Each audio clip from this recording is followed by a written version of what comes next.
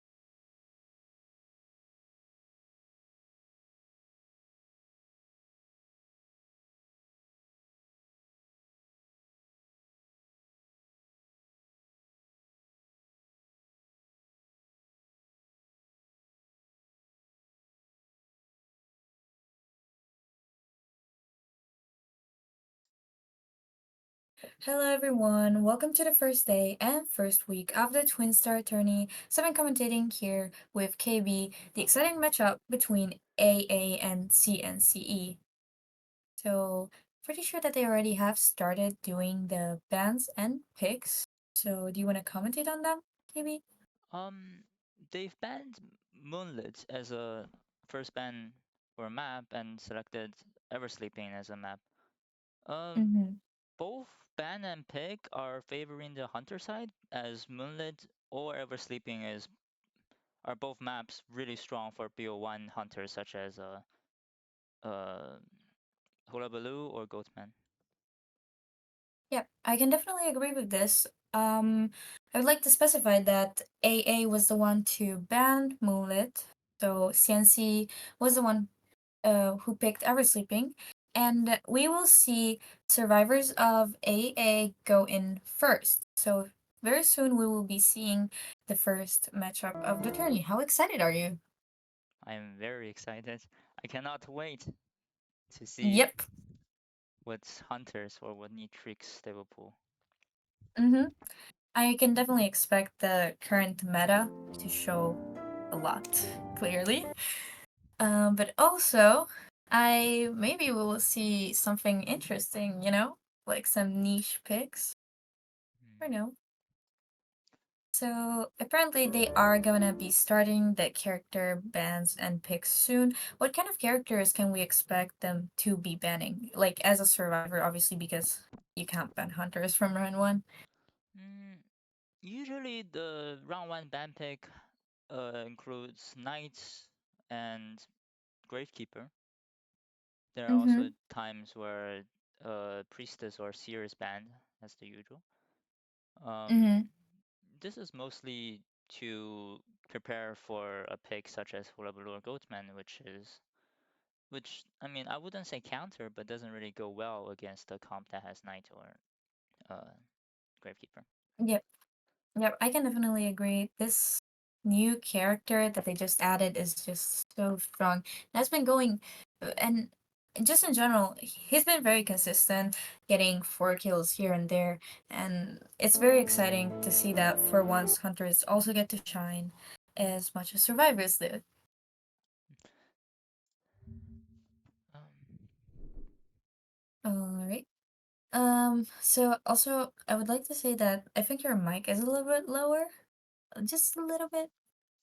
my mic Um, yep, because I think I'm a little bit louder than you. in the stream or in the VC? Pretty sure that it's in the stream. I see. I've been communicated that. Um, All right. does this work better? Mm, I'm gonna let you know. I'm gonna see. All right, we're getting in the bands and picks. So I'm very excited to see what they're gonna bring out to the table. Hmm. The Hunter Beard So bans Seer and Anti as first bans. yeah, I can. I mean, Sarah is obviously character we see that is banned very commonly, maybe a bit less since Hola Blue came out, because while Seer is still strong against him, it is true that Hola Blue is just so dominant against survivors. Hmm. And the And survivors picked Mechanic, and wow, interesting pick. Professor? yeah, I really wasn't expecting a professor today, but I'm excited to see it personally. Yep. Maybe they have something in mind. I mean, Professor does go well against Hullabaloo, especially because the scales blocks. If the colors, if all three colors were hit on a Professor and Professor uses the scale, it cancels the attack damage. Yep, I think professor is not too bad of a pick. Um, that there was a bit of a mistake, but we do see a priestess ban. Because there's a missing ban, but I'm gonna think that that is a mistake. Yep. Um, where is? Oh.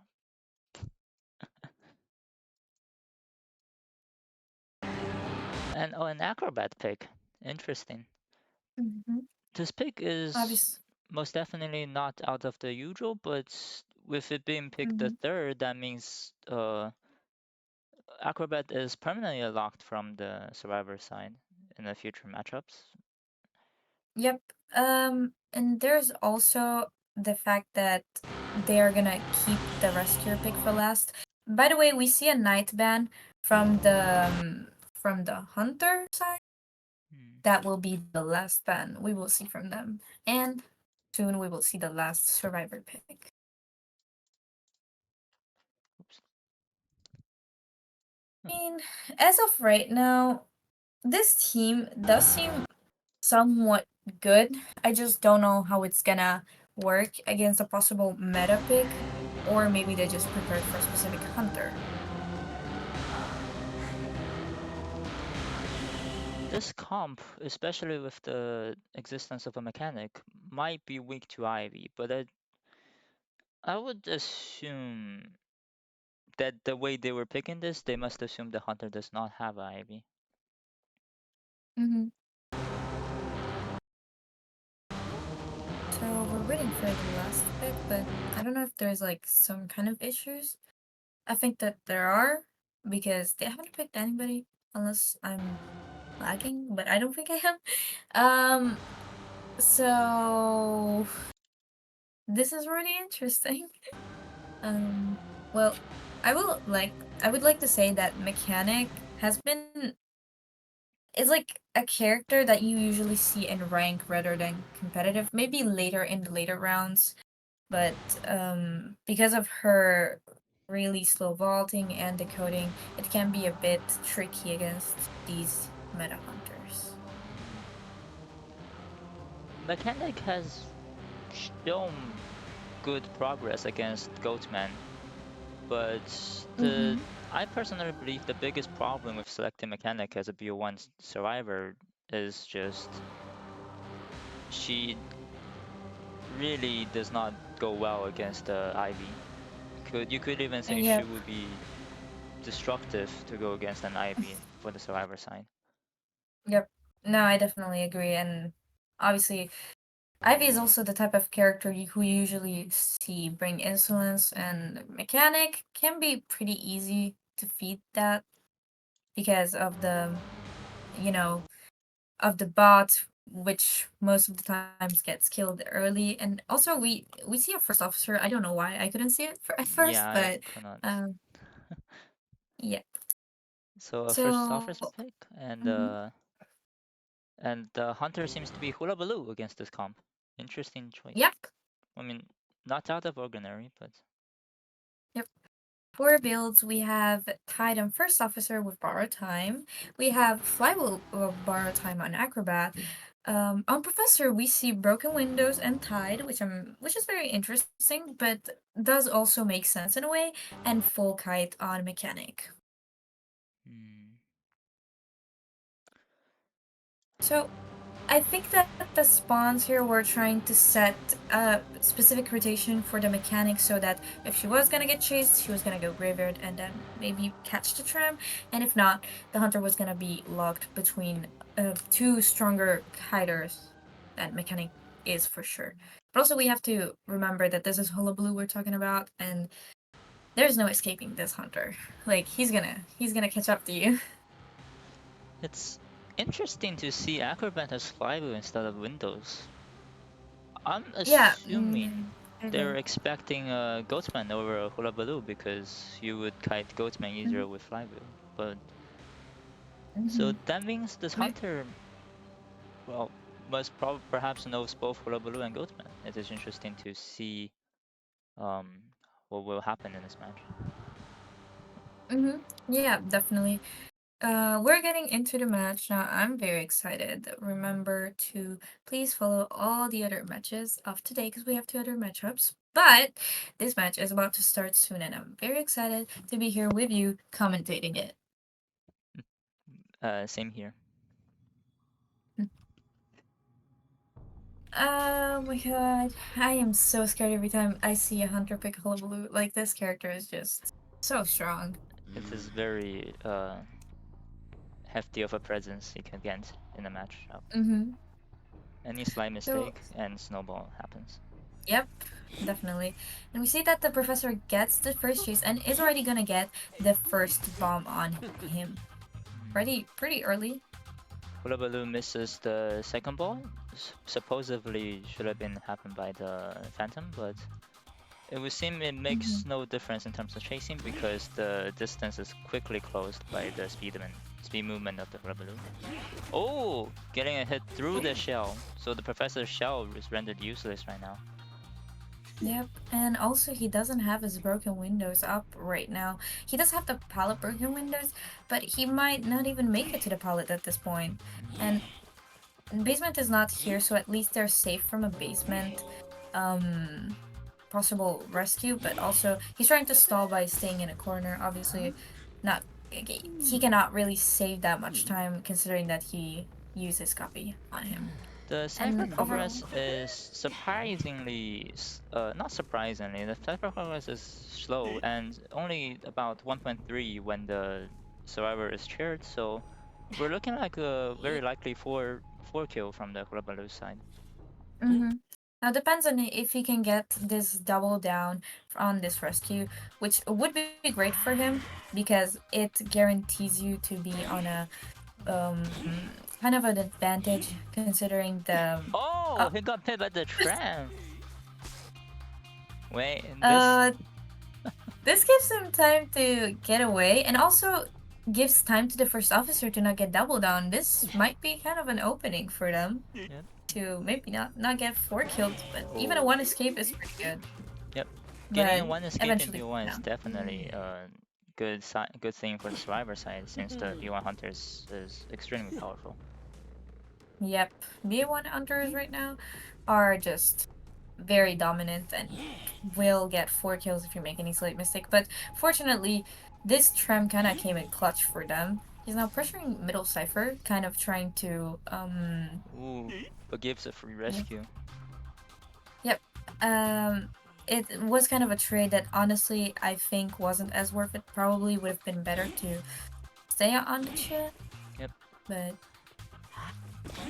we're Ooh, eventually gonna see. a good job from the Yep. Hulabaloo side. The professor was unable to use scale from the start to the end at that point Mhm. because he's constantly in the red ball side area. Now, there are two ciphers that are around 40 and 60. However, there is one entire cipher missing, and Hullabaloo is at full presence, meaning that these next kites aren't really gonna last that long. Yep. And the survivor, whoever kites next, needs to buy at least two ciphers worth of time against Hulabaloo with one person dead. That is at I'm not least gonna lie. 60 plus seconds. This match isn't looking too hopeful for the survivor side. We will see how the second one kites. Mhm. I'm not gonna lie, buying 60 seconds worth of time against Ooh! Hullabaloo is Oh. already hard at first presence. Oh, he fell, but went back Hulabaloo. up. Yep. You know, it's just That's right. acrobat versus acrobat. We Acrobat see who's chasing gonna be the himself. stronger. Yep. You see But that acrobat is missing only the white bomb, actually the ooh, black bomb, and gets a stun. it's a stun. Might be able to survive a little bit. Oh, never mind. Hulabaloo. Yep. The issue is also the fact that the Hullabaloo is currently staying in middle where one of the started ciphers is. So that might be a bit hard, especially considering they don't have any hide left to even get away from that cipher, which might be a bit problematic for the survivors right now. This is See that the looking. bot gets killed. The bot is killed and Mechanic's position is exposed, so both of them has to come rescue. Otherwise, I don't think the Mechanic would even be able to rescue. Definitely. Oh, but he So doesn't see the now first officer here. First officer makes the rescue without any damage. There is a slight chance this to is tie actually it. great. If Mm-hmm. the acrobat here is able to kite a little bit longer. Yeah. We see that the acrobat goes back in the middle, which might be a little tricky for them, considering they need him to kind of stay away from Cypher. Yep. He does not have any flywheel here, and it seems it's hard to make him out of this area. It's Uh, looking like a 4K again. Yep. Now, the Cypher in middle is the 50% one, and there's a really small chance that they're actually going to be able to pop it, especially considering that both Mechanic and First Officer have debuffs at the moment. Yep. Hmm. And Mechanic is trying to buy some time and running away from the acrobat, but she dies very quickly. Unfortunately, cannot do much against this hunter, and he decides to cheer and go back to middle. But Acrobat can be healed and has two balls left. If the only way for them to even get a one save here is just FO makes this rescue or Acrobat makes this rescue without somebody dying. But it Yep. would seems, Unfortunately, yeah, too. unfortunately, the first officer was cut off very early. Yep. But honestly, I think it's gonna be very hard to even get close to this chair considering how open it is. So basically, the whole blue can see where whatever survivor could come from any possible way. They would get spotted pretty quickly. Yep. So Defo is down here, and I think that's promised 4K. Yep, it is only about time right now. Even if the last cipher it's at 60%. So I think that overall the survivors did do their best. And again, even the fact that they got to 60% on their last cipher, it's not really a bad result. Yep. And Acrobat is doing a really good job now trying to buy time for the first officer. Considering the ciphers at the first down, I would say the survivor side did their best to try to make up for the situation. But Yep. unfortunately, Hula Baloo is Hula Baloo, and there is not much you are able to do after that. Mhm. Yeah, I definitely think that the trim kind of gave them the clutch moment because he couldn't get the double down from that. And now the acrobat gets down, and now it is only about a matter of time about them dying Yep. Oh, very Hula Baloo is slowly. a little laggy. He Yep. finds the Uh, FO. yep. Oh, Now FO is in graveyard, which may be a good area, but I think that he will be spotted pretty early and very nice jump. very nice prediction of the. So there's a tiny trick with Hula Baloo where if you use your puppet and within an area of Tinnitus, you Tinnitus. were able to see where the puppet will face wherever the closest survivor is. So that's very useful for um, Mm-hmm. finding the last survivor. Yeah, it definitely is. I think that I'm not gonna lie. I feel like Hullabaloo already has enough stuff to make him strong, and this is obviously an additional kind of advantage he has against the survivors. Now, first officer is actually buying a lot of time, and the expert is right there. I don't know what they're trying to do, but maybe they're trying to mind game in some way. Hmm. Ooh, just barely gets out of Tinnitus range. Oh, never mind.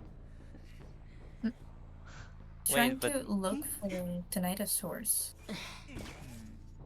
Oh, the hunter thinks the I think the puppet would. They're trying to make the hunter think the puppet is pointing towards the FO, but the hunter came back and still. Oh, patroller. Now, patroller on Honolulu might be kind of despicable at this point.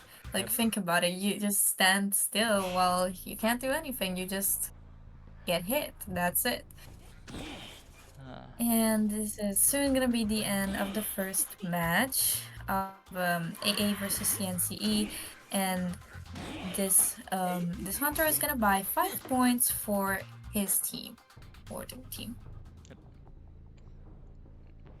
For, So I think that overall, when you're playing against the Hollow Blue, your best foot forward is to hope for a one escape because really anything else is kind of unrealistic unless the hunter does like a mistake that can cost them the entire match. yes. Uh, But I think that overall, the both the hunters and the survivors did a great job. I would agree so. Both sides Mhm. did extremely well in terms of the positions they were in and used them to their advantage. Yep. As of right now, we're looking at a 5-0 points for CNC, who are in advantage right now, but we are only in first half, so who knows? Maybe AA can still tie the situation by getting a 4 kill, or else CNCE will take their first round win. So, what do you think is the situation at this point for AA's Hunter that has to hunt now? Um, on a map like Ever Sleeping, both Goatsman and Hula Baloo is extremely strong, so I have hopes in him getting a 5 kill as well. Yep. but it's Yep, I definitely think it's possible if you bring out one of those meta hunters, because obviously there's just they're just really strong. Even if you play counter picks, I mean, yes, they kind of have counter picks. They kind of don't like it in a way. They just give the necessary time to at least try to get a one escape. So maybe we will see a turnaround in this match, or well, uh, settling of the scores for this first um for this first round. mm,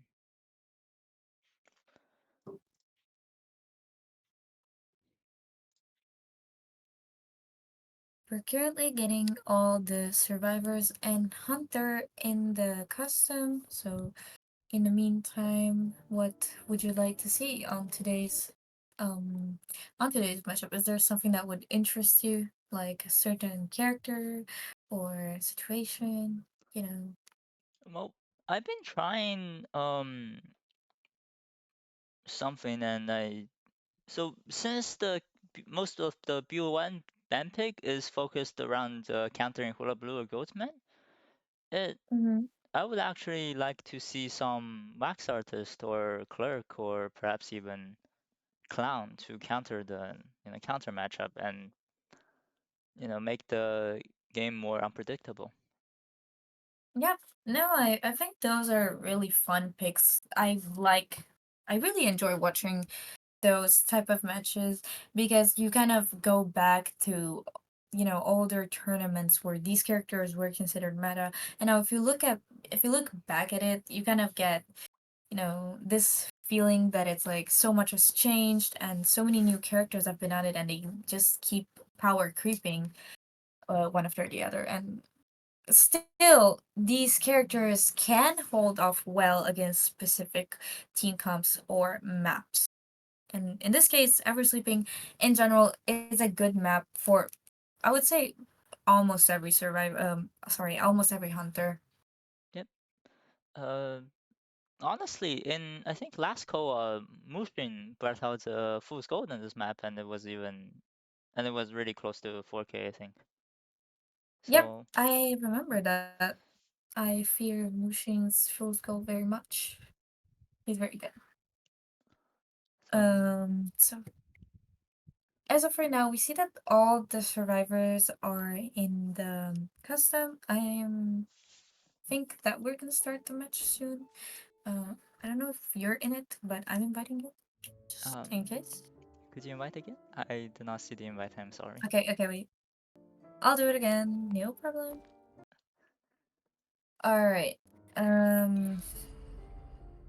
So at this point, there's not really much else the hunter can do other than bring a meta character into this. At least I think is that is the best way to set her foot forward for a 4 kill.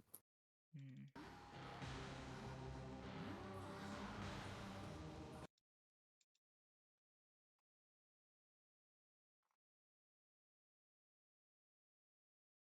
I mean, I Oh, this this surprises me. I'm not even gonna lie. I uh, did not think that mechanic was gonna be this popular. me- mechanic is banned, it seems, by the hunter side. This is an interesting ban in the BO1. But Mm-hmm. I will understand because if they're going through a lot of pressure, which they are, they need a 4K to tie this round, then Mm-hmm. Mechanic is a character uh, that could potentially result in a tie, and I think the hunter does not want that to happen. Uh, Mm-hmm. And we see Professor pick once again and coordinator. hmm, Coordinator being a very solid pick as always, but throwing away Coordinator and BO1 might lead to unexpected results in the later rounds. Especially in round two, where coordinator was usually used against characters like Opera and Shadow, kind of guaranteeing a transition or just a rescue from the Shadow. So I don't know what we are going to expect here, but we also see a puppeteer pick right after Priestess ban. Hmm. Uh, Priestess ban is as expected on this map, and the Puppeteer pick Hmm. to counter both meta hunters is as usual. Let's do what you see. Yep. So we say that they will have global ban these three characters, which I mean, I think that apart from coordinator, like, because coordinator is a very strong character, even if she only has one usage item, I still think that she's very strong and she's very consistent. So I think that while Professor and Puppeteer are great picks you can global ban, I think that coordinator would have been better to keep for a later round. And maybe even pick I would have even picked a rescuer first. I'm not even gonna lie. Yeah, I mean, FO is banned, and in terms, Gravekeeper is out. Interesting. Yep. Now we do know that I think that things got messed up because I think they didn't press ready and there was a lucky guy pick, but I think they will need to restart. However, I also think that Gravekeeper, since his new adjustment has been, mm, you know, more used in terms of like competitive Yep. and He is performing well in the competitive scenes after his adjustment. yep, it is definitely a really good adjustment, giving him the chance to shine finally as well as a rescuer. And I do think that Gravekeeper is kind of this character that works very well against Hullabaloo.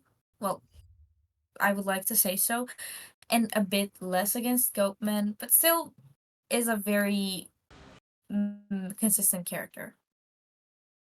I would agree. Against Blue, he can most of the time make a safe rescue, which is huge against the Blue because you're expecting a double down whenever you try to rescue a Blue. So Mm-hmm. Yep, oh, we have pause in the uh, ban pick system because of. I'm assuming they're gonna restart because the lucky guy pick. But yep. We're just gonna see a restart real quick. Um, so I think there was a mistake in the um, in the pick because I think they did not press ready on time. yeah. Hmm.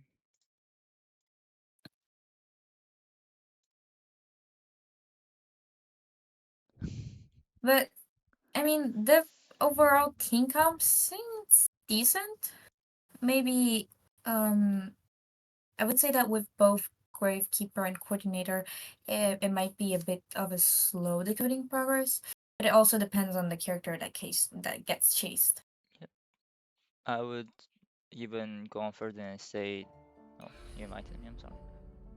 I Yep. would even go on further to say that it is actually a somewhat threatening comp to go against if you're playing one of the metas, Yep. Definitely. with each individual being able to buy a decent amount of time if the hunter is not careful.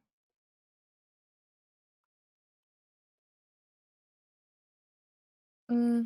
And now we'll see very soon that they're gonna restart this custom, and we're just waiting for everybody to press ready. And also, just in general, we might need to do a competitive custom again because in the normal customs there is like a very slight but small chance that people can find guns in chest, which isn't allowed in tournament. Like it's disabled as a chance. But yes. Hmm.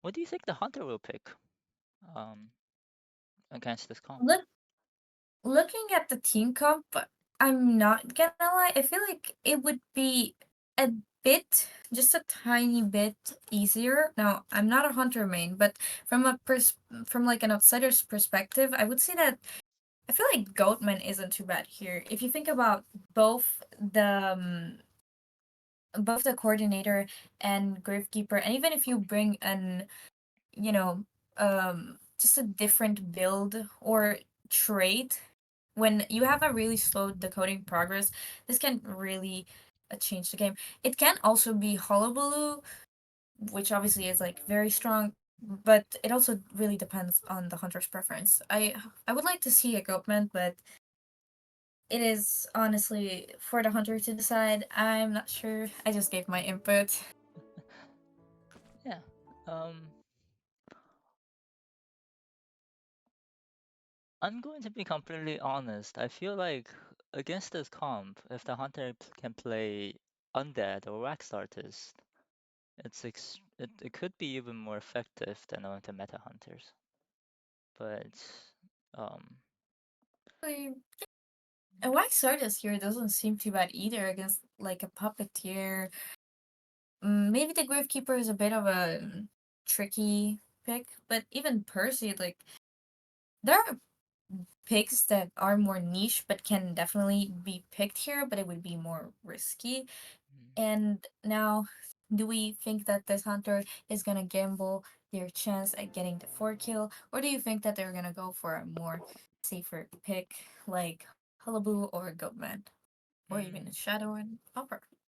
I would well, based on their team's current condition, the hunter needs a 4 kill to ensure 4 kill to happen in order to tie the scores. So Mm-hmm. um, because of that stress, I think he's gonna more likely to pick one of the metas.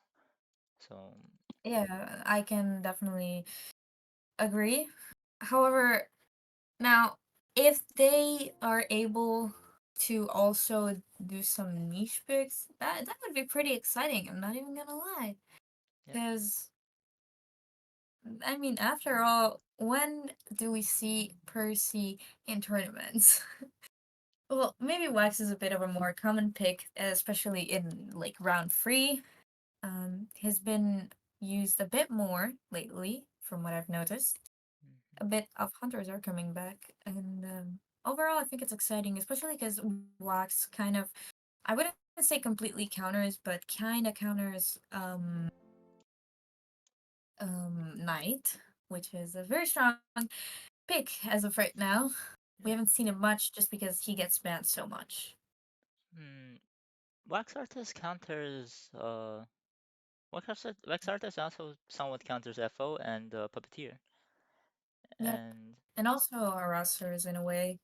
yep, which are like you could even say he somewhat counters Professor, which is all. I mean, Professor is a rather uncommon pick in BO1, but Yeah, no, I definitely see what you're saying right here.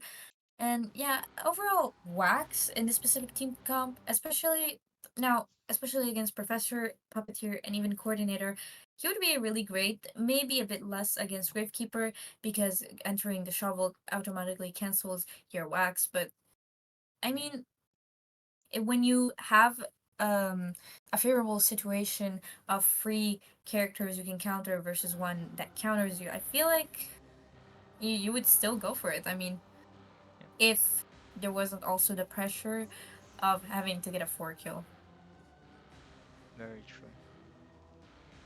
which is honestly understandable because when you're put in a situation where you have to get a 4 kill no matter what, because obviously starting at a matchup with a loss of your team in terms of like the first round, it's gonna be hard to catch up, especially because then it depends mostly on the survivors rather than the hunters, because we've seen that Shadow and Opera both kind of fell off.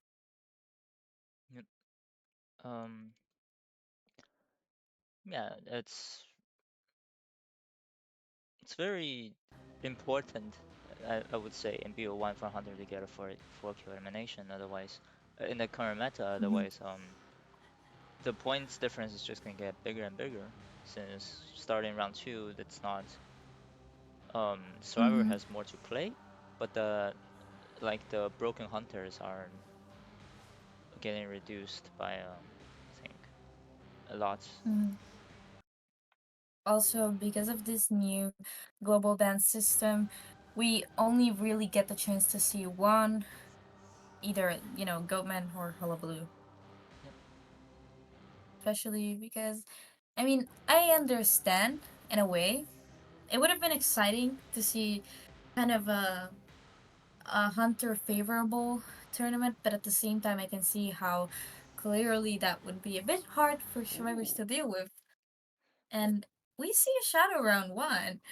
Uh, Definitely not what I was expecting. I did mention her before, but I didn't think they were actually gonna go for it.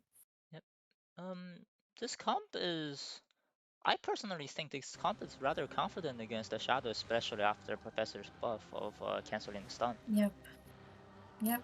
I seem to agree with you. I mean, maybe this hunter is just very confident in their shadow, which by all means can mean they get a 4 kill, but also shadow is known to be countered a lot by communication. So if this survivor team does what they need to do and does their common the right rotations, Hmm, the right you can easily get to 4-man endgame or 3-man endgame against an ID. I see. But Well, but also she's still a scary hunter, no yep. matter what. She is. I just like to picture her as the Dream Witch plus plus. Yep, definitely. I mean, we saw Dreamwitch kind of leave the meta, and as soon as she did, Shadow came in for her. Taking her, her place, her spot.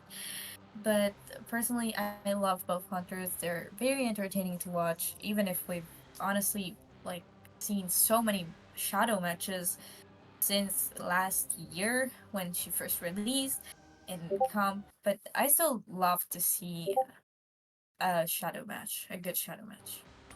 Yep. Uh, very, very.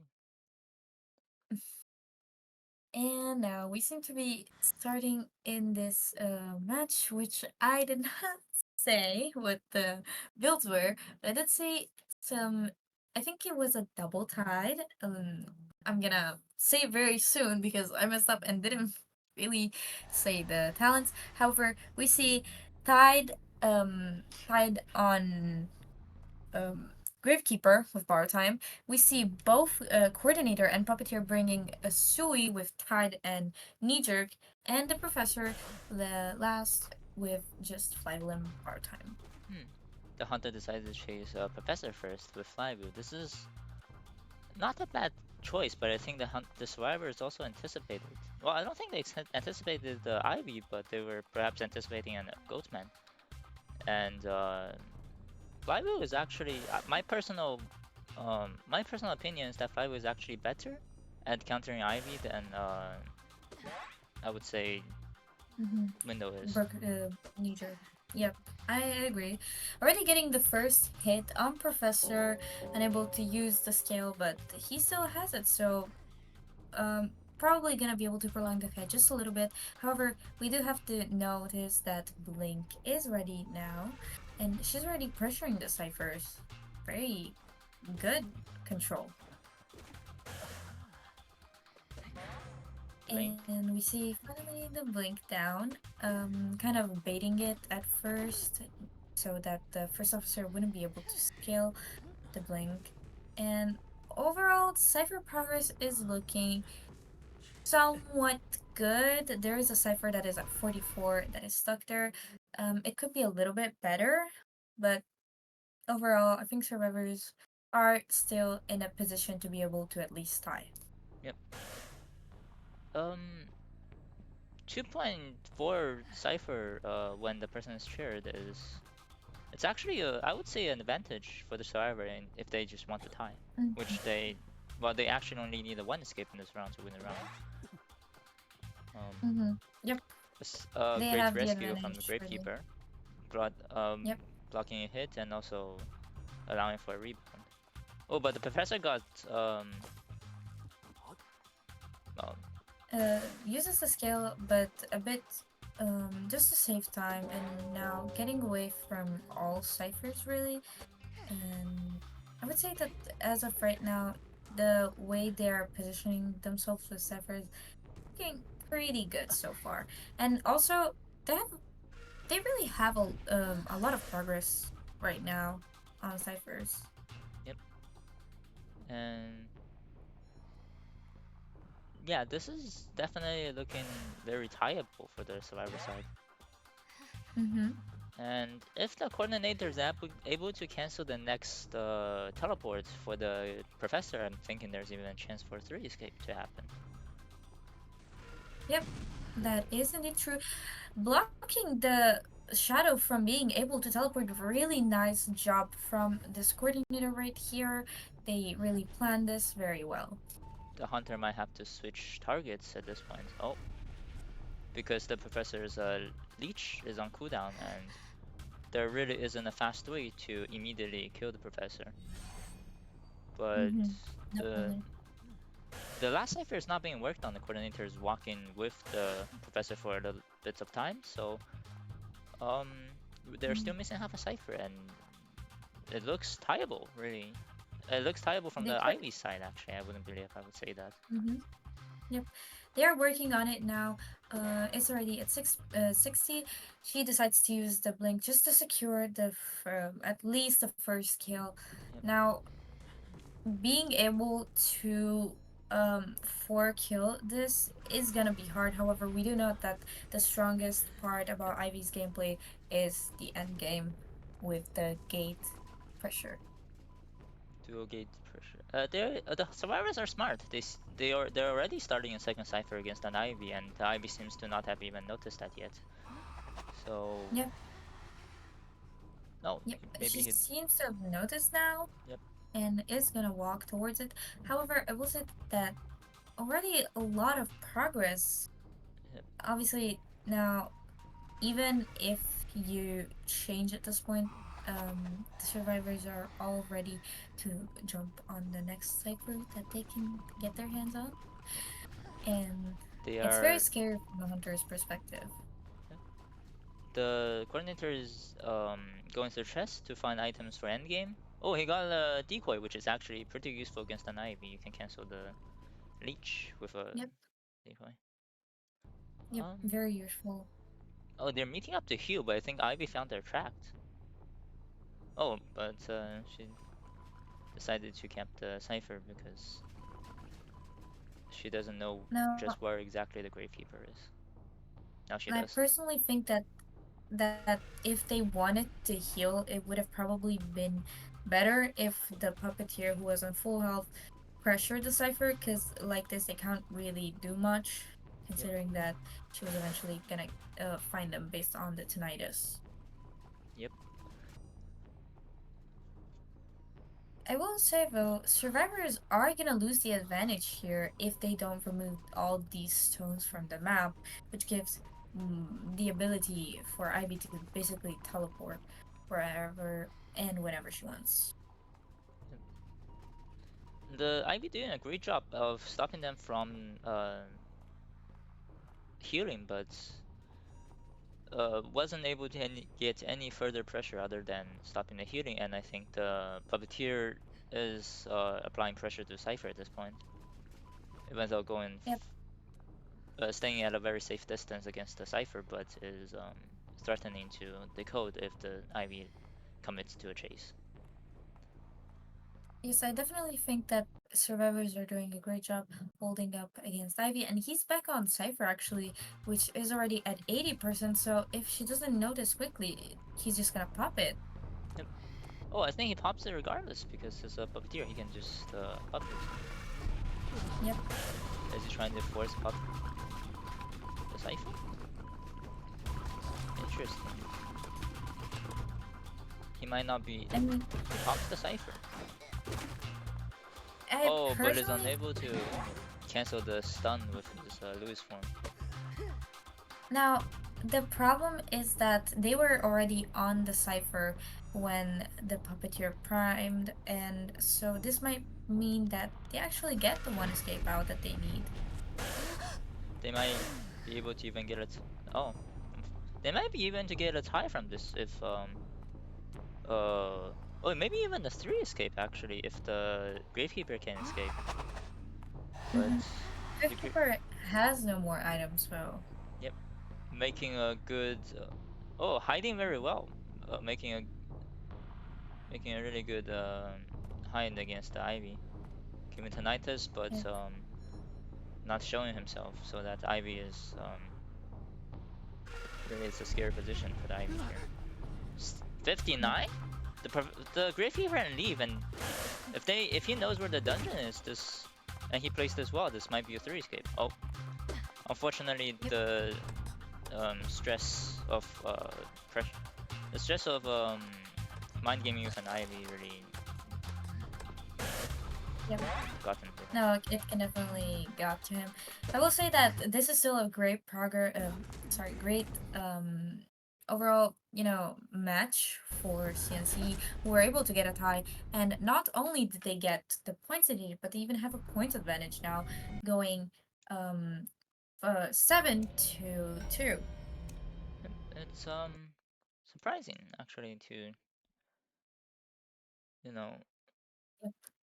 being able to tie in round one is extremely huge for their team. Not to mention that their hunter already has a 5 point has already given them a 5 point advantage. Um, Yep, I definitely agree. well played from both sides, but the matchup seems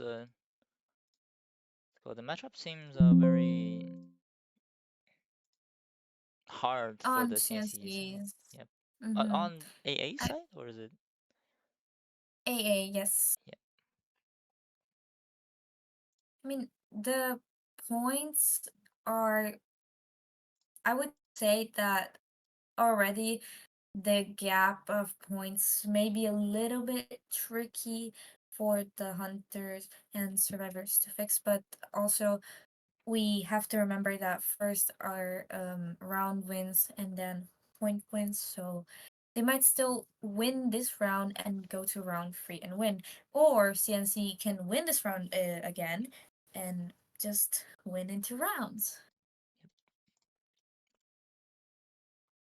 Now, I would also like to comment on the last situation that happened in that shadow match where Gravekeeper was able to get out because Puppeteer pressured the Cypher. What do you think about that? Because I personally think that the survivors moved very well from Yep. there.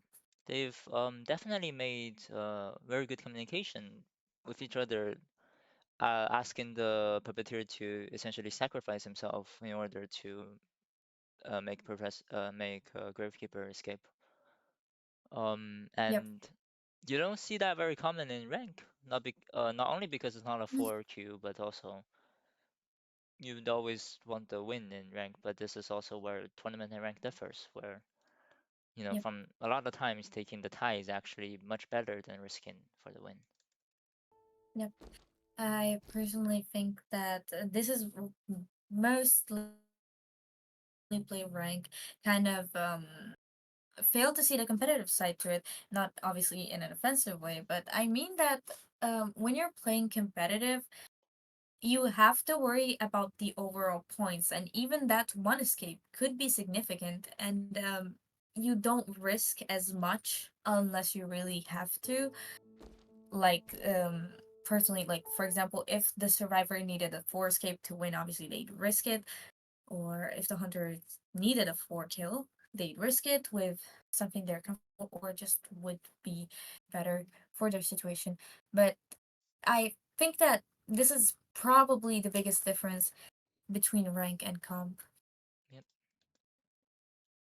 Um, So I would also like to kind of say here that CNC was able to win their round when they had map pick, which is kind of an advantage in their eyes. So now that the obviously the map bans and picks and obviously character not character selection but order of faction will be switched. Now, AA may have an opening to kind of recover from this.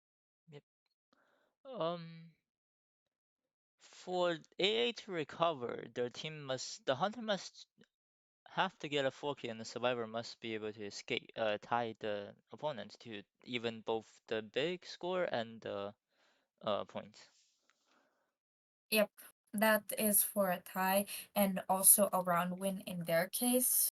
I would also like to say that um overall right now we will see that they're probably gonna they will probably ban Goatman because Blue is global ban, so there is a chance that they might actually be able to do this. Yep. Hmm.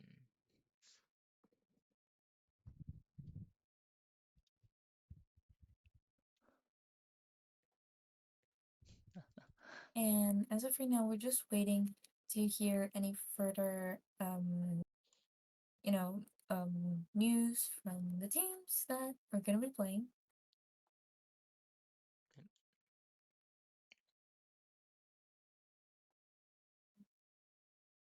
Now, in terms of like round two, we usually see picks like Opera and Shadow, which used to be round one before these new characters released.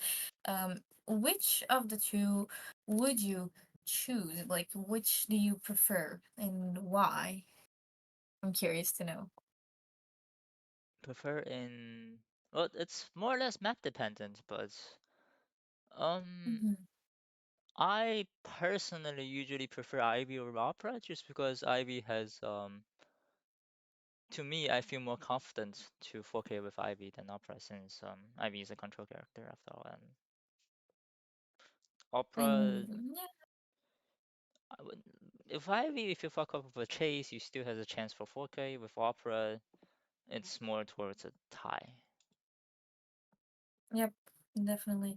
Also because Opera really depends on getting those fast downs, considering that she's very quick. However, after her recent nerf, it's been a bit harder for these two to get wins and they rather get ties, which is still good. I would say that getting a tie as a hunter, like a guaranteed tie, is still um a good starting point for the survivors to then settle the scores. Yep. Um, it's Opera is still strong even after the nerf. It's not Yep. obviously not as strong as before, but with good Mm-hmm. ping and really high knowledge of the hunter, you're still able to get at least a tie or above, I would say. Yep, you definitely need green ping on Opera because that Yeah. character is kind of unplayable in yellow, and I see that as a European player. It's very painful. I I mean, when is Netis gonna give us green ping? Like, just give us all green ping, make us all happy. This is what we actually need. yes. Opera is extremely well. I know one hunter player from Europe, and I think all of the hunter players I know that is from the European server usually doesn't play any chase-oriented hunter just because their ping is so Yep, bad. Yeah. yep, definitely. I can kind of agree on this. There's some characters that are just so ping dependent that when obviously there's some characters now. Opera is kind of the character that you can feel the ping the most with because you feel so slow when you have yellow ping or even high green ping. Now personally, the fact that I'm used to yellow ping on the usual makes me comfortable even with high green ping, but some people who are maybe from America may even note the difference between like maybe 20 to 80 ping. Um, as a as an American player, I can have no. It's hard for me to commentate on this, but uh, Mhm. but most definitely for me personally, I can the difference between 20 and 80 ping is massive, especially on hunters like Opera. I would even say Mad Yep. Eyes, just because for the delay to get a pulse. Yes, definitely. Definitely. And European players just have this struggle every day and we still play. I honestly honestly we deserve the green pig. You know, At least constant green ping. We don't even get constant green ping and it's so sad. Like one American player and boom, your ping is doomed. Ask for less than 100 and you won't get what you want. it's at this point you just have to pray that the NetEase gods give us a European server. Yep, definitely. I wouldn't say I would say it would be a bit hard to completely mm, different kind of divide them because at this point they've already been together for so long and also I don't think that if they made a European server there would be a lot of players in it. But um I mean we would get better ping, so please make more European servers. Please. Like they exist, but only when there's only European servers. Sorry, European players from the European server in the lobby. Oh, the map and faction pick is already started. It Yep. seems CNCE banned arms and AA picked church. I what can I say? I mean, arms is a totally valid ban here. Yep. And church is kind of this map that um is good for survivors. It's like it's obviously like good, but there are areas that are kind of weaker. Obviously, there are also very strong areas like graveyard is kind of strong depending on the hunter as well. Yep. Um, but we will see that they will choose which faction goes first. And now, personally, I would like to see Opera just because of personal preference and also because we've just watched an Ivy gameplay. But obviously, I appreciate a good match, whether it's Ivy, Shadow, or really anything. Even I don't know, like Mad Eyes. Yep. Um, with this ban pick of fact map, I would well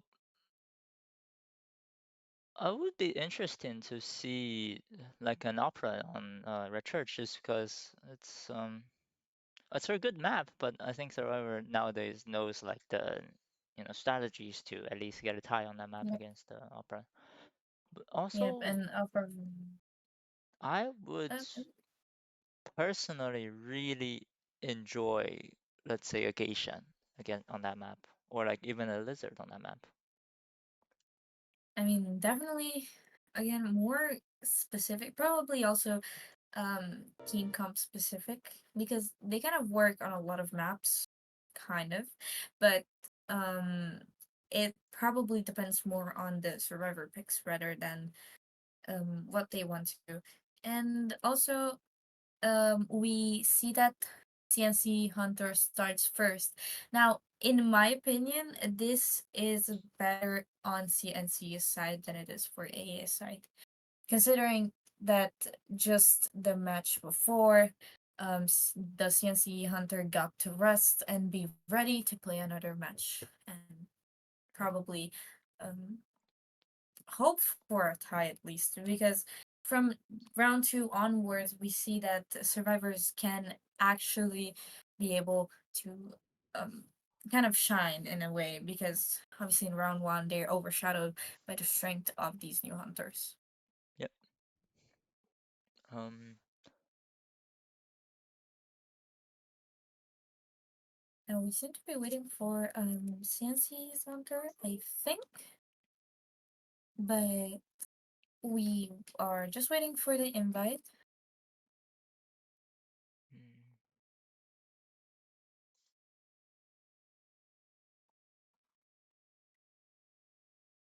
mm, I will invite you because you aren't here. oh, I keep missing those invites. That's very. I honestly didn't realize because I see a lot of people in the castle. I'm like, whoa, well, it might be in there. But then I actually looked down and was like, oh wait, maybe I need to invite you. Yeah. So yeah, at this point, I'm just expecting anything to come out, like really anything. Yep.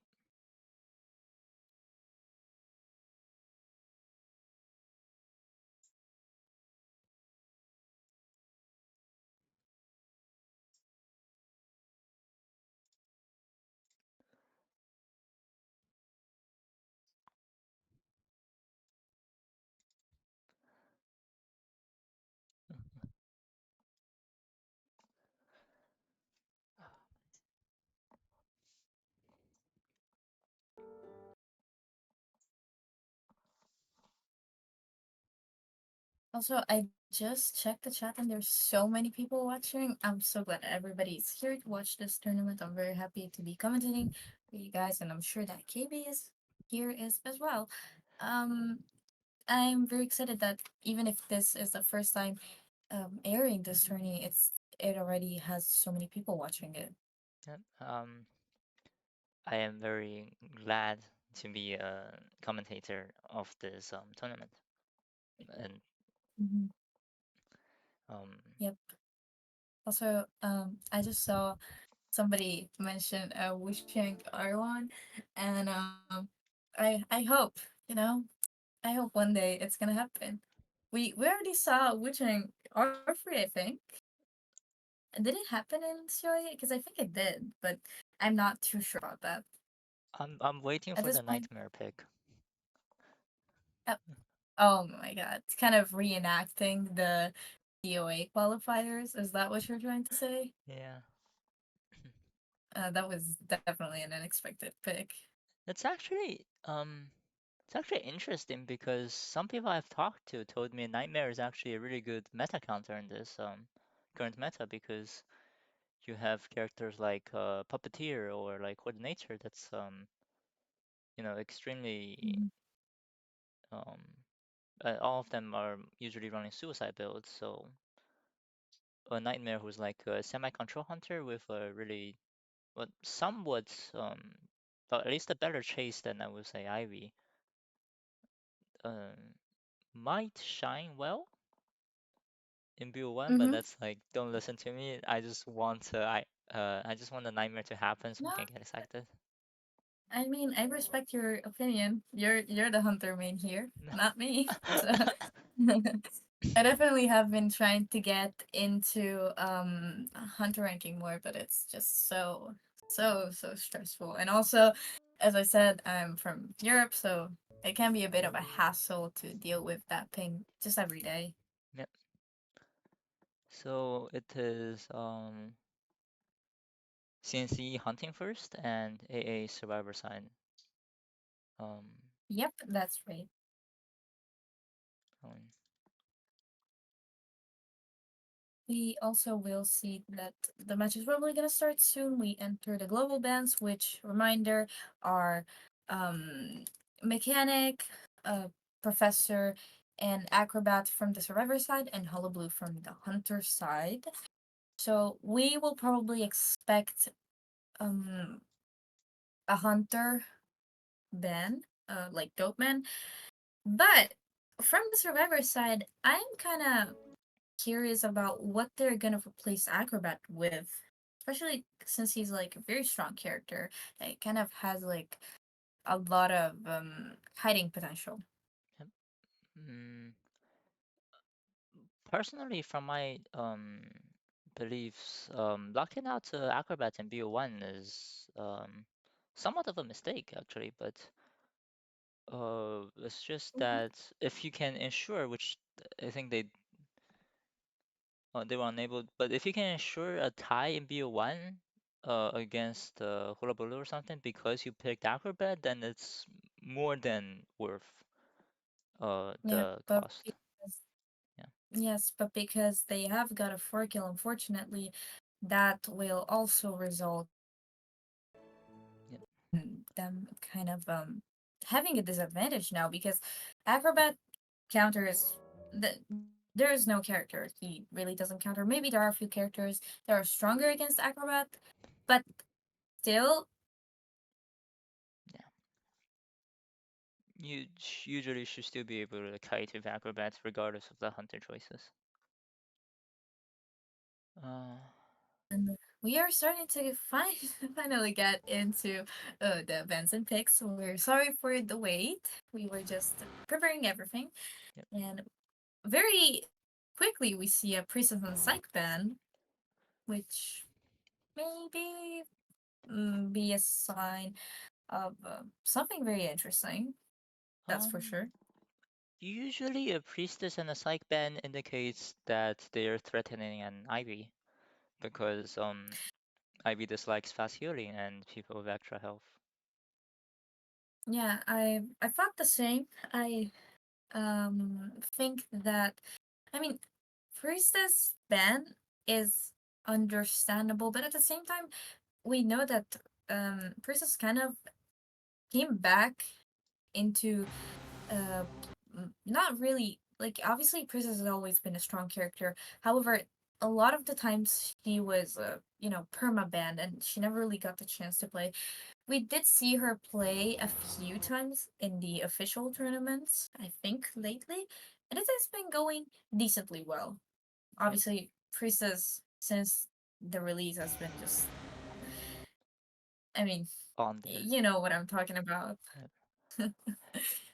From the hunter bands, it's an expected hold up Goatman ban, and the survivors picked coordinator and seer, both um extremely solid characters in terms of tournaments at BO2. The hunter band Yep. knight um is also a very common ban. You usually either take knight at BO1 or you just don't let him out at all. Yep. Also knight is better against Ivy than against Opera. Um, uh, yeah.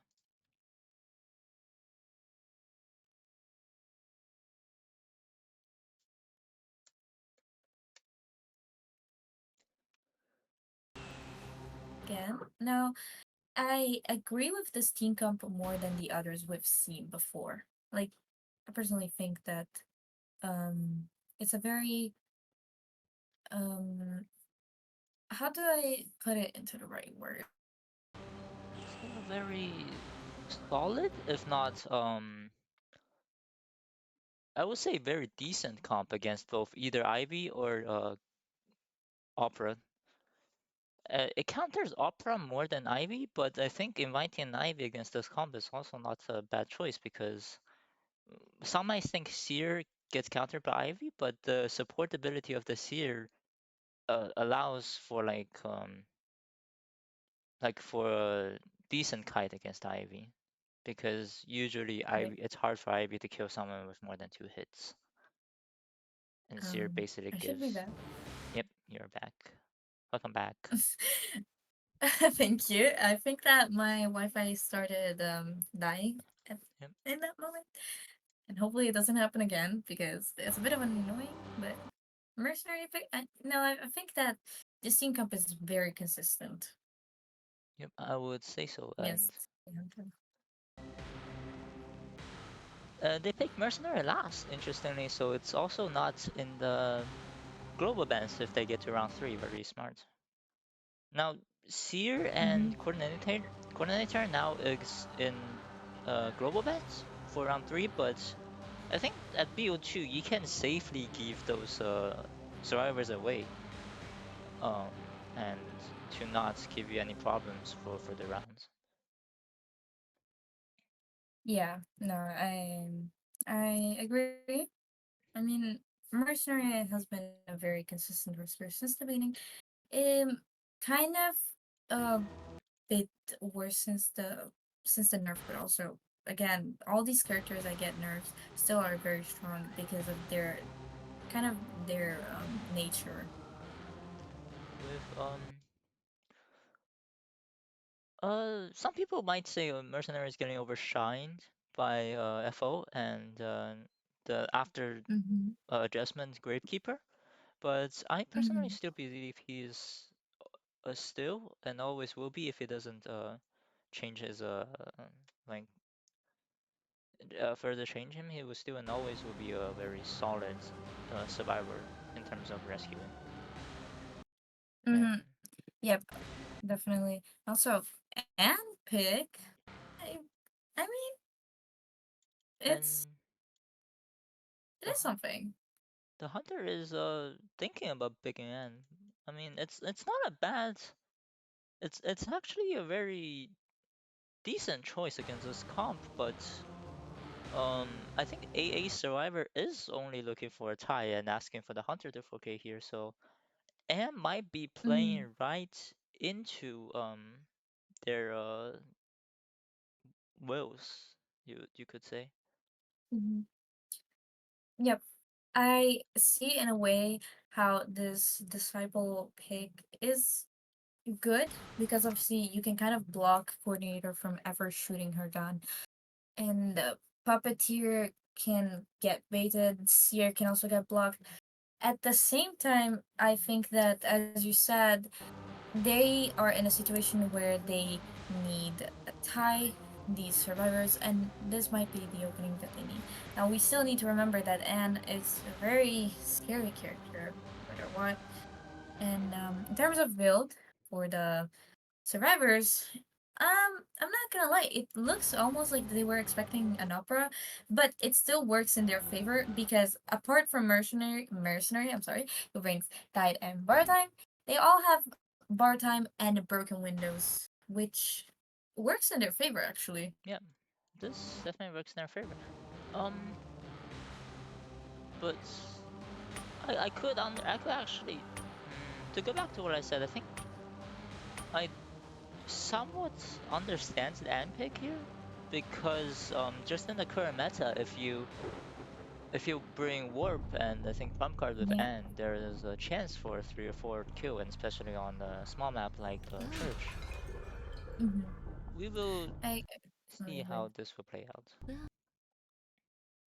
Yep. Also because if you cat and then just warp, survivors don't really get the chance to get away. But we see that she's moving towards the coordinator right now, who is in graveyard, which is a great area for her. Well, it is interesting to see Disciple and decided to bring range against this comp to especially just to chase the coordinator and sprint. This is very interesting. Mm-hmm. Oh, she failed her silence jump and has a nice trick with where if you cancel the cat, you have a slight opportunity to jump. Uh, Mm-hmm. we usually call it a silent jump. I'm not sure how others would put it, but Mm-hmm. Windows playing a part here, otherwise she would have been stunned. Yep. Yep. I mean, as I said, the fact that they all have broken windows just works in their favor right now because Yep. I think that the flywheel isn't too bad against Dan, but you cannot get the distance necessary to be able to get away. And oh my god, what a nice gun actually. Yep. A nice gun to cancel both the cats and being able to make yourself into a safe area. But this is Yep. actually looking like extremely well for the survivor. If they play this well, it might be a 3 escape because oh, the coordinator, oh, well, then it doesn't Gets matter. a really nice owl. Yep. Now we'll probably see the down happen soon because she doesn't have items anymore. But already we seem to have a free cipher kite. And personally, Oh, oh, very nice cat. very nice cat. But it's still looking like a very high chance for a 3 escape because coordinator can sit has a 10% debuff on uh getting Sure, okay, eliminated. fine.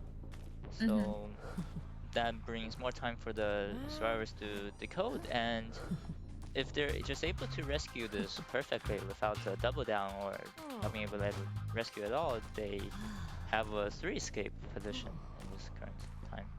It I think that we're trying to get up before half rescue, but this might be a late rescue at this point. Oh, this might be over half rescue. Then It is over half. However, she does not get the hit on a mercenary, meaning he'll probably buy time. I mean, at this point, even if it's an after half rescue, I feel like it's okay because of the Cypher progress and being able to buy time. um oh, very nice, very smooth rescue because Mm, very detailed rescue, or how would you put it? To eat the cat's stun and taking the double down instead of instant rescue in hand. Oh, but it doesn't actually mm. matter. Yep. I mean, I feel like that was a very well studied rescue. I think that it was very nice, and even though he did go down, the Cypher is already at 85%, meaning that they'll probably be able to pop before she's even able to get to the mercenary on time. Yep. Hmm. And that's exactly what happened. Now, she does have warp, which might still be able to set her up for a free kill, but at this point, it might be a bit hard to But make it happen. um, it's interesting to note that nobody's on the gates yet until now, and Mercenary is dying with the 5 seconds. If he immediately warps the correct gates, this could be a 3 kill because Mercenary obviously has a debuff to healing up. And Now, little mistake on the cat, but no matter, she has her full first presence to make up for it. And the down the now, seer. I will say that in a way, considering that this mercenary still had self heal, they probably could have even split on different gates and at least assure a one escape at least, which can still get them a round win, even if obviously they are at a point disadvantage. But if they lose this, it's gonna be worse for them. Yep. The ooh, wait a moment. Okay, this I understand like the decision to actually leave the puppet here because obviously you don't want the seer to get a rescue, but at the same time, I mean, they had a really small opening for a second. The seer has to get up the gate just to. But this is looking like a 4K now. Because the seer has no self heal. If the oh, Uh, wait a moment. this stun might be very Uh, important. The mercenary might not, will still not be able to make it, but the puppeteer can still get up. However, this seer is now in a position where he's oh misses the almost. hits. Yep. Now Puppeteer. puppeteer is getting up. Now Hmm. I will say this situation is very hard. Yeah, mercenary. It's like it's almost impossible for the mercenary to self heal at this point. But puppeteer can go if he plays this well. I don't know though how well will like. Oh, but the seer has dungeon. Now let's Oh, see if wait, the mercenary can heal up, and if he doesn't, this is three this escapable. might If be a free escape. Yep. You oh, cannot the hunter let. being smart and go, but it's still a tie at this end. This is a very risky situation for the hunter, trying to just wait for the cats again. But Oh, but he doesn't the see the seer's gonna get seer. the seer's gonna get to the gate, and this is actually gonna be a free escape. Well played by the survivor side. What a turn of events now. Now I wasn't expecting like it went from a tie to a free K to a 4 kill, back to a free K, and then a tie. And now back to And three then a escape. yeah, this this was very unexpected.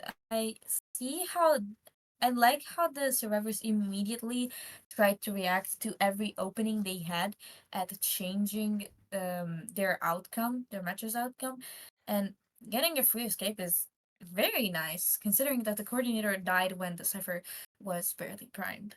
Yep. Uh, being able to three escape N on this map like that, and especially considering their points disadvantage is extremely good for their team. This could turn the tie for them. This could turn their disadvantage at the early game. into actually I would say an advantage if their hunter side this time performs well because um they would be in leads if the hunter managed to 4K this second half. Yeah, at this point, I feel like there's like a way for the hunters to kind of go for a riskier pick because I mean, riskier also means that you might be getting a result that is even better than what you expect, which would be the 4 kill and not just the free kill. But if the obviously it's very hard for survivors of round two to get a four escape. You never know, but I think it's just very hard at this point. And probably the best way to go in this match is to just go for a tie and honestly just take the round win back. Yep. If CNC gets a tie here, the rounds are tied, but The points uh, not they will still be on a point advantage, I think. yep, Correct me if I'm wrong, but um it is yes, still better. it is still better to go for like something that is much. It's definitely much better than the position they were in before, and um Yep. yeah, This is honestly the first already it's the first matchup of this tournament is very exciting. I mean, I honestly wasn't expecting this kind of turn of events where even a tie would have obviously a tie would have been better than a first game, but especially in this setting where you have an advantage of points, you kind of have to keep that advantage at bay. And even if they got, let's say, a tie, it still would have been easier for them to go on from then than um, almost lose their advantage. yep. Um, Definitely if CNC can just tie in the next match, they still have the advantage, and um if they tie next match, I'm thinking the AA would have to get a four kill as a hunter and tie as a survivor to win uh win the tournament. Not tournament, win the matchup. Mm-hmm. Yep. So that means CNC will still be in the lead in terms of points and has the advantage in ban picking. As you can Yep. see, like tie in BO1 really does influence a long way, and yeah, Yeah. As of right now, um, I mean, also, looking at the full picture of also the survivors that were used and the hunters. I mean, right now, AA has a huge advantage because they could either pick Goatman or Hullabaloo here because they still haven't played them in round one. that is true. And in a way, it turns around in their advantage. Now, obviously, I'm not sure if this hunter, which I think is a different hunter who subbed in.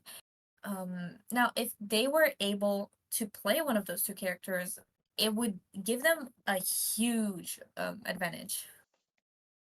Yep, and it's very likely if they're able to pick one of those two hunters, and it's very likely for them to get a 4K and then actually turns the tie for AA, and CNC will be looking at a disadvantage if that was the Yep. case.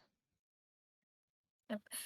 I mean, it is just a very exciting matchup, I would say. Like, the way just a match can change kind of the way you see this whole matchup. Because at first, from the first round, you would think, well, um, at this point, you're like, obviously, from first round, when you see that there is a 5 point advantage, you're kind of like, well, this obviously puts CNC at a huge advantage. But then you see a match like this where survivors, I think, really shine this time. Because personally, um, just honestly, being able to even see the opening is something that we shouldn't look over, because they were able to see the fact that Seer was going to be able to get up and might rescue, or the fact that the dungeon was there, and then immediately went for the gate as soon as he saw that the Anne was staying over the dungeon. So personally, I think that survivors here really did a great job. Yep. Amazing communication within the team, and really catch like the time where the hunter kind of giving every single, like every tiny chance they caught onto it, and they were able to get a three escape out of what is, I would say, a losing situation. Yep. Even when the mercenary got cut off at the rescue and had to rescue late, he was still able to gain more time. And also, even if he sacrificed his own health, he was able to both buy time and rescue the coordinator, and also basically not make her die instantly with the cat. It was just very honestly very well played. I would also like to compliment the hunter that was almost able to get a free kill, almost a four kill as Yep. well in the end. I think that um it was a bit nerve wracking at the end, to the point that even the slightest mistake can just cost you um just all these points. Yep. Uh but it's still, obviously we saw that in a moment, for a moment at the end of the game, the Anne was almost able to win that game. Yep.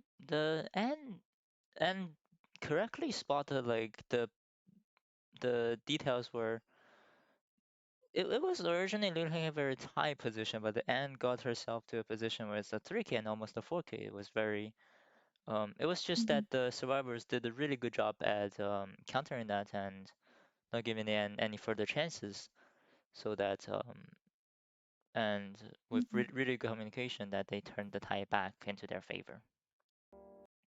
Yep. I mean, personally, this match was really great to watch. It was really nice. And Yep. now we're getting onto the second match. It Just is. making sure every time that we get everything sorted out so that there's no mistakes in Yep. the match. Priestess anti-ban as a starter. This is, I think, well, Priestess ban itself is personally, I would say, for an Ivy, which is already banned, but anti-ban is very Mm-hmm. much threatening for a Hula Blue or a, Opera. Mm-hmm. Yeah, I would. I mean, I feel like Anti is a great band here, considering that the Hunter just needs a tie at least, and at most can even get a win, like a free kill and four kill. So, banning the strongest, kind of the strongest, well, yes, the strongest harasser in the game gives you a much bigger opening. Yep. So we do see that they still decide to pick Prospector and Barmaid. Very unusual, actually. Very unusual locks because I think they didn't realize Ivy is already pre-banned for this hunter, and I don't understand much of the barmaid pick here, but then assuming it might be because they want to play the barmaid steer combo or something like that,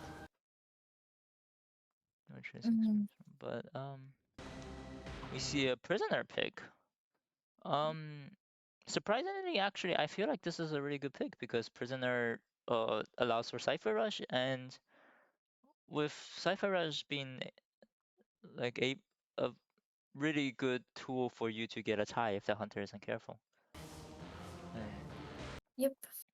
I mean, this team comp as of right now isn't looking too bad. I will say, I kind of agree with the prisoner pick here. When when you need more of a tie, you're gonna need the decoding, and if not, you're probably gonna be putting that prisoner on Sui so that he gets the most out of his guide, because he's probably gonna get the chase if he is not able to hide, or you know set up the transition properly. yep, But for the rest, I mean, we have a first officer who is a very stable rescuer. a barmaid who is very solid support, can get the chase as well, considering that she's a bit weak, but can still manage, and Prospector who can be a decent kiter and harasser at the same time. Yep. Oh. I mean, in And this scenario, what do you expect? I want to be honest with you, I expect a hula baloo.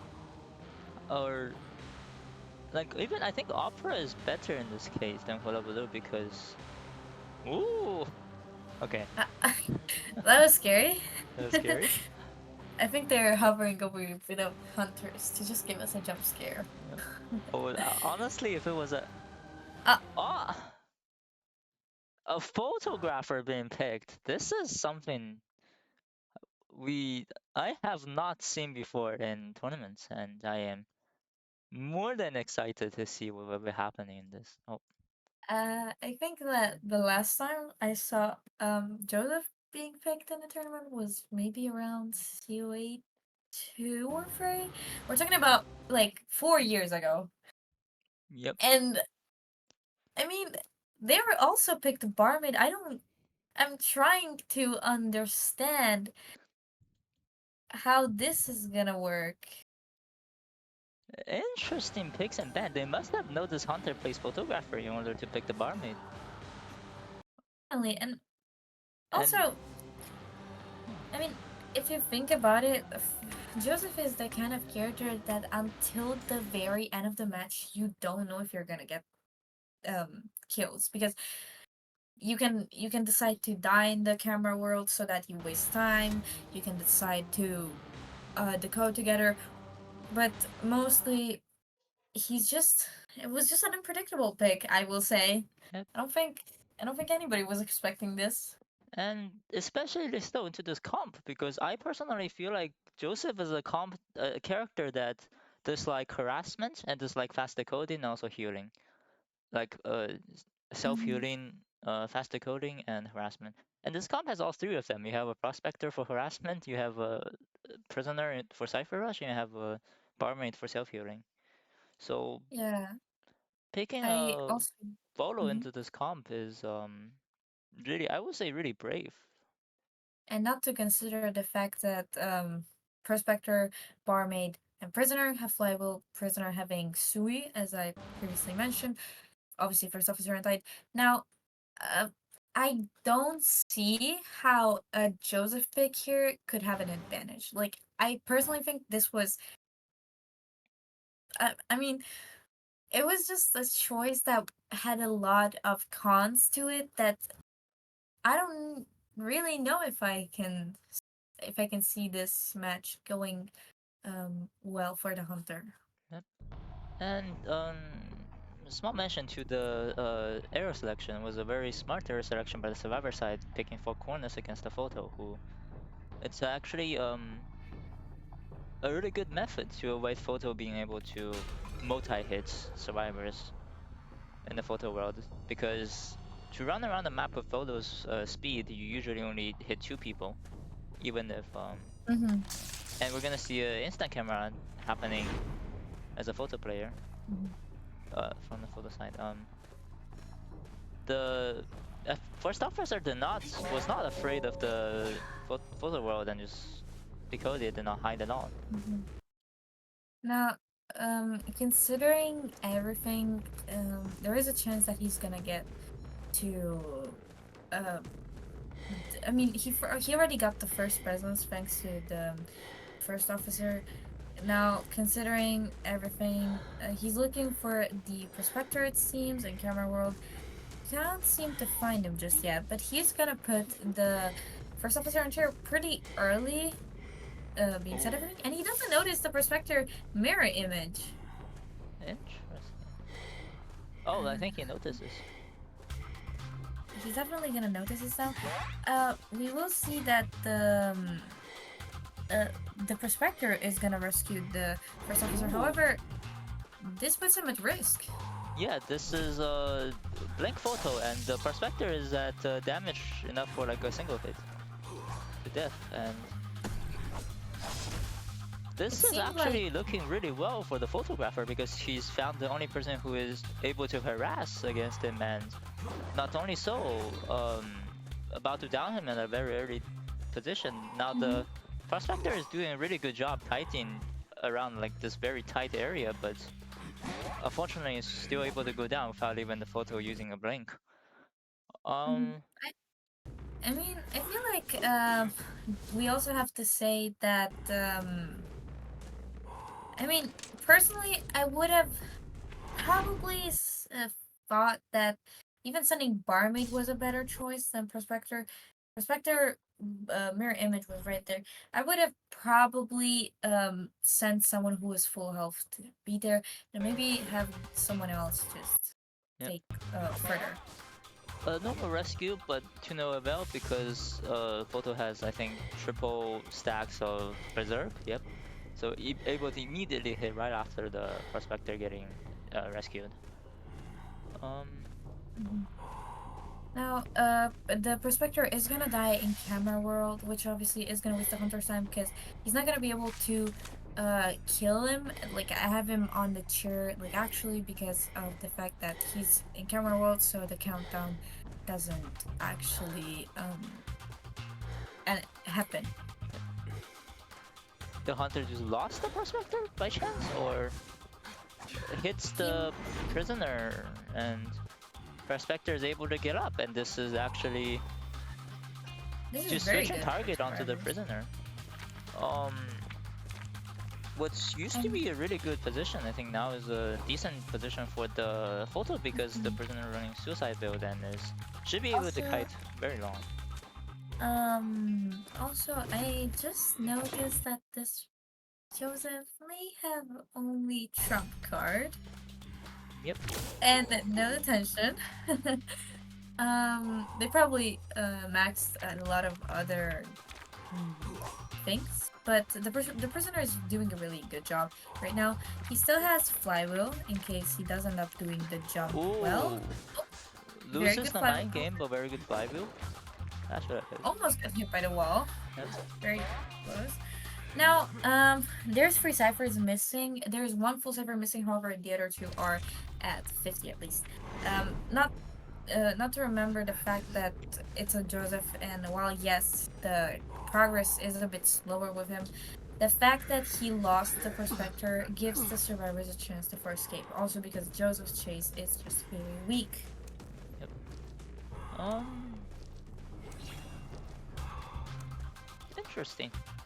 But Mm, now I think the ciphers is enough to be able to get I think a three escape here, and the hunter hits the chair, but doesn't matter because full berserk. It's It's there twice. Oh, FO actually rescued him before he was able to hit the FO, and prisoner I think is able to rebound here from this position, and yep. And he has a shock ready now. yep. So definitely gonna be able to do something. He's kind of stuck here because he has the footprints, but as I said, he does have um the shock. Now I think that somebody is setting up the walls for him. It might be first officer. No, It is prospector. Oh, the combo with but I think he misses this. Yeah. missed, missed, but I mean it was pretty close. Now it was a bit risky to have the prospector go help. However, I will say that the cipher progress is very good right now. As long as he just kites enough for the ciphers to be prime, this can be a force game. Yep. Because while prisoner didn't have borrow time, prospector does, and maybe that's also what they were trying to do. Yep. Very. Oh, Cypher is prime, but he teleports right now. But the survivor does not intend to swap it. Interesting. Oh, Now very they smart from the prisoner, forcing the hunter to break the connection. But also the dungeon is right there. yep. This might actually be the force escape that they need. She's very close to getting that dungeon. Now, I feel like um she got hit um Early, a bit but earlier. Yep. I think the prospector is here to help her. Uh, mistakenly, I think, teleports with the card, and I think she's out. And 'Cause- this is a first game, actually. Uh, wow. so they were able to gain a force cape, even if they had even if there was their only condition of winning, and this makes CNCE the winners of this matchup. Uh, huh. So, I mean, definitely, um, an interesting pick at the end. Yep. I feel like any other hunter in this scenario would have probably performed a bit better. We were. I mean, I think we were both very surprised to see this happen.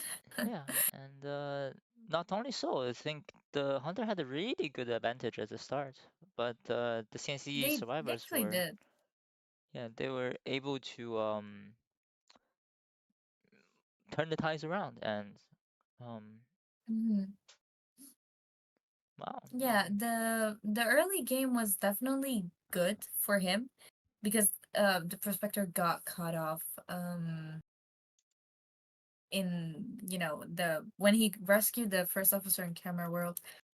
But in a way, the fact that losing the prospector there gave the CNCE team a chance to redeem themselves, and Prisoner got the chase. Then, right as Cypher was about to be primed, he went to the Prospector and then teleported to the Cypher, which I probably think that this Hunter had a better chance if they actually kept their TP. But at the end, they still had no detention, so yep.